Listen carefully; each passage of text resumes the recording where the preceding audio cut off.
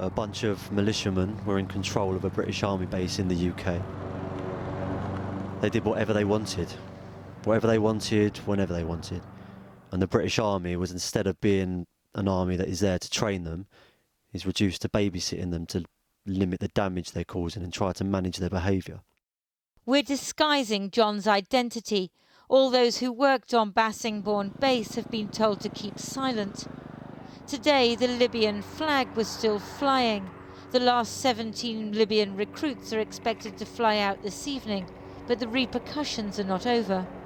Once one of the Libyan soldiers was taken to the guards room to be disciplined, and he was put in a cell.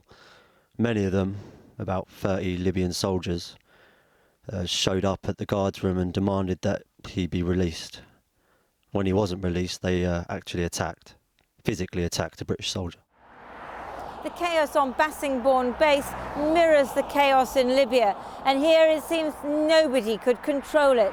The people I've been speaking to who work on the base say the Libyans ran riot from the beginning. The British soldiers didn't stand a chance. And nobody more senior in the Ministry of Defence intervened to say, it's impossible. We can't turn these militiamen into soldiers. They gathered at the airport in Tripoli in June. 300 rebels from the brigades that had overthrown Colonel Gaddafi in 2011. The British government said the Libyan authorities would vet the recruits. They didn't do a very good job.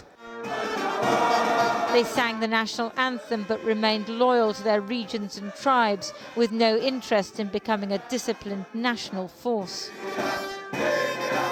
They would go around building by building to break fire alarms, to set things on fire. They also attacked the local shop on the base. They broke in, they went into communal areas, they stole laptops, they destroyed the furniture, they sprayed the whole place with fire extinguishers. They took pictures of themselves in the gym, although more than one source has told me that they were more interested in drinking than military drilling.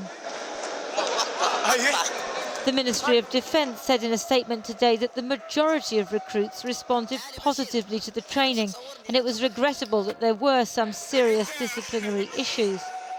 But those on the base said things went out of control very quickly. The British soldiers would just be powerless, stand there and watch them.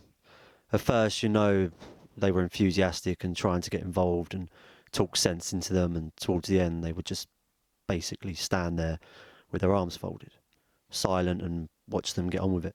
Smash things, swear, deface buildings, take down British flags.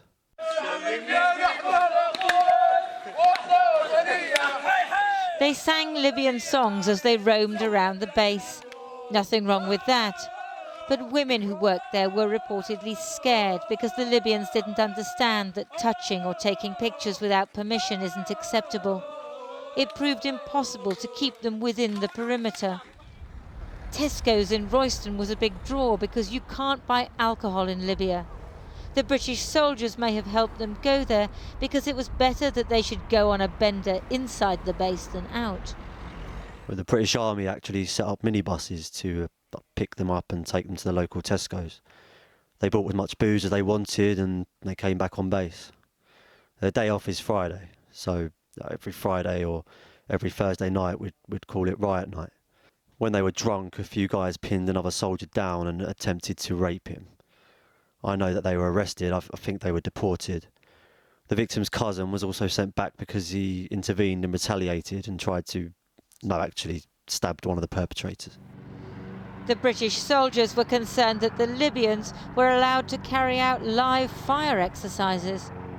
Local officials were worried about their behaviour off-base. The alleged sexual assaults and rape in Cambridge, for which 5 recruits faced charges, were the final straw. I think the Ministry of Defence have handled the whole thing appallingly. They've lied right from the start. They always knew, presumably, that they were going to let these trainees out on their own.